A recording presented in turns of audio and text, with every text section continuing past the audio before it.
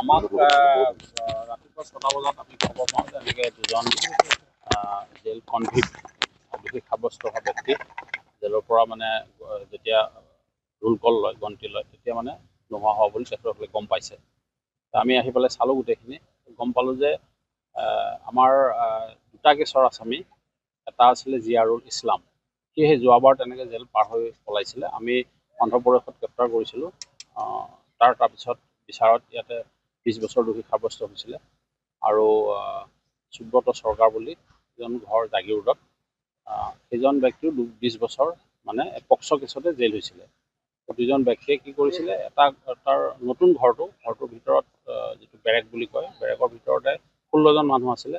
তাতে মানে সেই ৰড কাটি পেলাই কিবা হয়তো হেক্সো ব্লেড ইউজ কৰিছে, ৰডডাল বেকা কৰি ওলাই মেইন ৱালখন সেই তেনেকৈ অলপ ডেমেজ পৰ্চন আছিলে, তাতে মানে সেই টুকুৰা ৰড দি পেলাই ষ্টেপ বনাই এনেকুৱা বিচনা চাদৰ গামোচা এইবিলাক দি এডাল ৰছী তৈয়াৰ কৰি দিছে, লৈ পাৰ হৈ পেলাই কাষত কোৱাৰ্টাৰ আছিলে সেইফালেদি পাৰ হৈছে। কোৱাৰ্টাৰ মাজেদি হয়, মানে কোৱাৰ্টাৰ কেম্পাছৰ সেইফালেদি পাৰ হৈ পেলাই আমি অনুমান কৰিছোঁ এইটো শেষ ৰাতি হৈছে।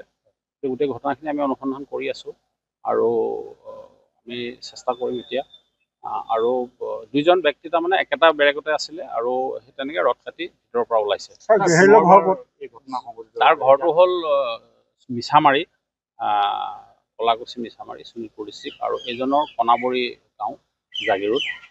দুজনে কিন্তু 20 বছৰ মানে হেৰি আছিলে, হয়, পক্সো কেছত আসামী আছিলে, আৰু দুজনে দোষী সাব্যস্তকৰণ হৈছিলে 20 বছৰ। ছাৰ, এই পলায়নৰ সময়ত ব্যৱহাৰ কৰা সামগ্ৰী কি পাইছে? আমি সেই ৰডখিনি পাইছোঁ আৰু বিচনা চাদৰ গামোচা এইবিলাক বস্তু আমি উদ্ধাৰ কৰিছোঁ। আৰু চাই থকা হৈছে এতিয়া, হয়তো হেক্সো ব্লেড ইউজ কৰিছে, কাৰণ যিটো বেৰেকত আছিলে এইটো নতুন ৰড, খিৰিকী ৰড খুব ষ্ট্ৰং, হেক্সো ব্লেড দি কাটিছে সেইটো। আৰু ভিতৰত তাৰমানে বিল্ডিং কনষ্ট্ৰাকশ্যন এটা হৈ আছিলে, তাতো তেনেকুৱা বহুত সামগ্ৰী পৰি আছে, ধৰক এনেকুৱা শিল বালি ইটা ৰড এনেকুৱা বস্তু, তাৰ পৰাও হয়তো আনি কিবা ব্যৱহাৰ কৰিব পাৰে বুলি আমি অনুমান কৰিছোঁ। পুনৰবাৰ একেই ঘটনা সংঘটিত হয়, যোৱাবাৰো সেই একে কৌশল অৱলম্বন কৰিয়ে গৈছে। এনেকৈ যোৱাবাৰোহে আমি দেখিছিলোঁ যে বিচনা ৰছী, লুঙি, গামোচা বান্ধি পেলাই ৰছী তৈয়াৰ কৰি দিছিলে। এইবাৰো ঠিক তেনেকৈ, আৰু যোৱাবাৰ সেই আসামীয়ে একে মানে কৌশল খটাই পেলাই পাৰ হৈছে। কিন্তু ৰুমৰ ভিতৰৰ পৰা বাহিৰ ওলালে যে ৰড কাটিলে, সেইটো অলপ সন্দেহজনক। এই বস্তুখিনি আমি চাব লাগিব।